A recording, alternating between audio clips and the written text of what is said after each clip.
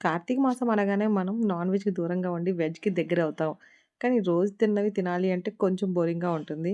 బయటికెళ్ళినప్పుడు కూడా ఇవే తినాలి అంటే ఇంకొంచెం బోరింగ్‌గా ఉంటుంది. కాబట్టి బిర్యానీలు ఎలానో చేసుకుంటాం. దాంట్లో మిల్ మేకర్ పన్నీర్ దమ్ బిర్యానీ చేసుకొని, అది స్పైసీగా తింటే ఉంటుంది గదా! వారెవ్వా! అన్నట్టుంటుంది. నేనైతే ప్రాసెస్ చూపించేస్తాను. దాన్ని నోట్ చేసుకునే బాధ్యత మీది. జింజర్ గార్లిక్ పేస్టు ఎలానో ఇంట్లో ఉంటుంది కాబట్టి అది ఓకే. కానీ దీంట్లో మెయిన్ పేస్ట్ ఏంటి అంటే, బాదం, కొబ్బరి, ఆనియన్‌ని పేస్ట్‌లా చేసుకొని, ఆ తర్వాత పెరుగు కూడా యాడ్ చేసి, ఇంకా ఫైన్డ్‌గా మెత్తగా పేస్ట్ చేసేసుకొని పక్కన పెట్టేసుకుంటే, ఇది మెయిన్ పేస్ట్ అనమాట మనకి. 6 మెంబర్స్‌కి సరిపోతుందండి బిర్యానీ నేను చేసేది. 1 అవర్ ప్రాసెస్ అంతకు మించి ఎక్కువ ఉండదు. అప్పటికప్పుడు అనుకోని మేము గార్డెన్ పార్టీ అరేంజ్ చేసుకున్నాము. అయితే ఈ పేస్ట్‌లన్నీ పక్కన ఉండంగా, మనకు కావాల్సిందల్లా మలాయ్ పన్నీర్ అండి. మలాయ్ పన్నీర్ అంటే మనం స్మాష్ చేసుకోవడానికి ఈజీగా ఉంటుంది. క్యూబ్స్ అయితే అవసరం ఉండదండి.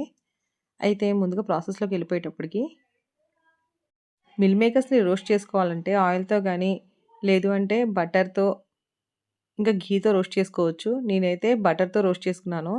బటర్‌ని, ఘీనే యూజ్ చేసి ఈ రెసిపీ అంతా కంప్లీట్ చేశాను నేను. ఆయిల్ అనేది యూజ్ చేయలేదు. మిల్ మేకర్ రోస్ట్ అయ్యాక పక్కన పెట్టేసుకొని, ముందు కడాయి పెట్టేసుకొని, ఆ కడాయిలో మనకి ఘీ ఒకటి, బటర్ ఒకటి వేసుకోవాలి. ఆ తర్వాత హోల్ గరం మసాలాను వేసుకోవాలి.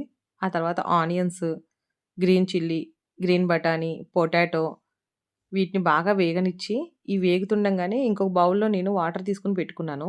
ఈ వాటర్ వచ్చేసి బిర్యానీలోకనమాట. ఈ వాటర్‌లోనే హోల్ గరం మసాలాను వేశాను. రాక్ సాల్ట్‌ని వేశాను. ఆ తర్వాత గరం మసాలా, ధనియా పౌడర్ ఎక్కువగా ఉన్నది ధనియా పౌడర్ అనమాట. గరం మసాలా కొంచెమే వేస్తున్నాను.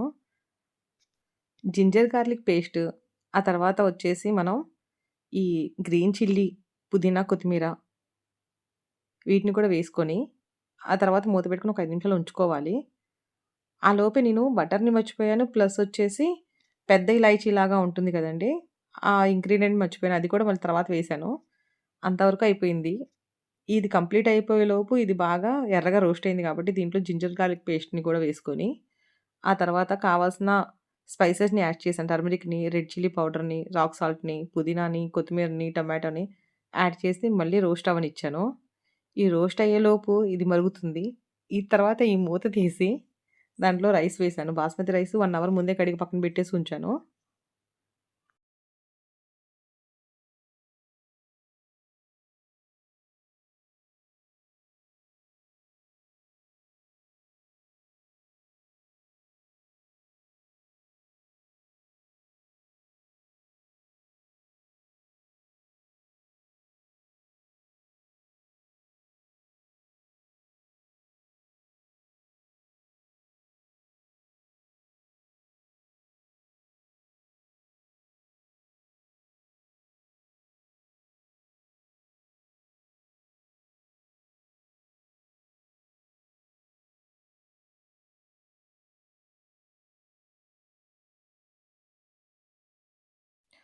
ముందుగా ప్రిపేర్ చేసుకున్న బాదం, కోకోనట్, ఆనియన్ పేస్ట్‌ని వేసుకొని కొంచెం అడుగంటుతుంది. సిమ్‌లో పెట్టడం మర్చిపోయాను. హడావిడిగా చేసేసాను.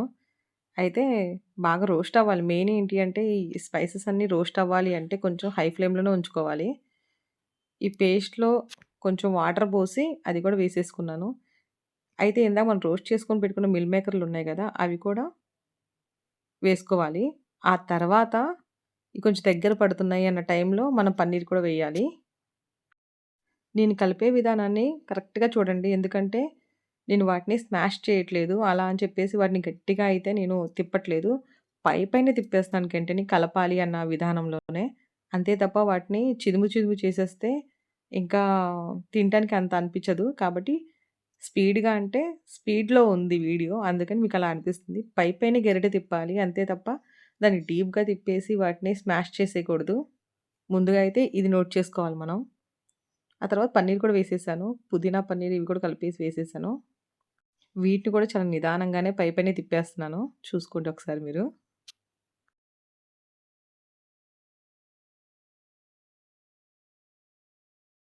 ఇటువైపు రైస్ కూడా బాయిల్ అయింది.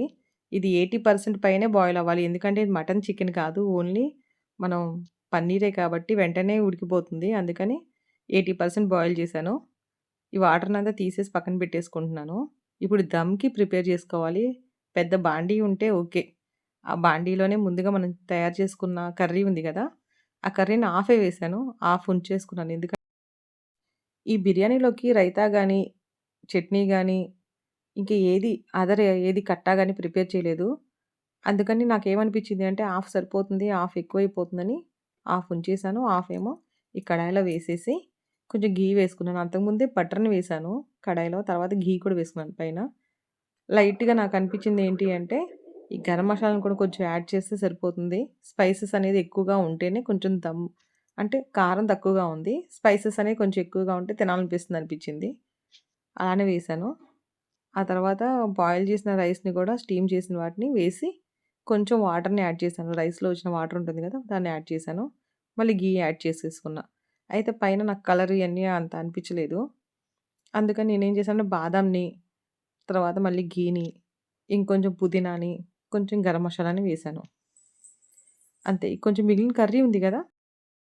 ముందుగా పక్కన పెట్టుకున్న కర్రీని మళ్ళీ స్టవ్ మీద పెట్టేసుకొని, దీంట్లో కొంచెం కారం యాడ్ చేశాను. ఎందుకు అంటే, ఇప్పటి వరకు కారం తక్కువగానే ఏశాను. ఎక్కువ వేయలేదు. ఎందుకంటే, పచ్చిమిర్చి కూడా మామూలుగా తుంచి వేయకుండానే వేశాను.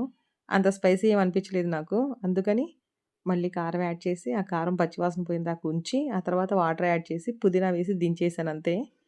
ఇంతవరకు దమ్ బిర్యానీ కంప్లీట్ అయిపోయింది. ప్లస్ కర్రీ కూడా వచ్చేసింది.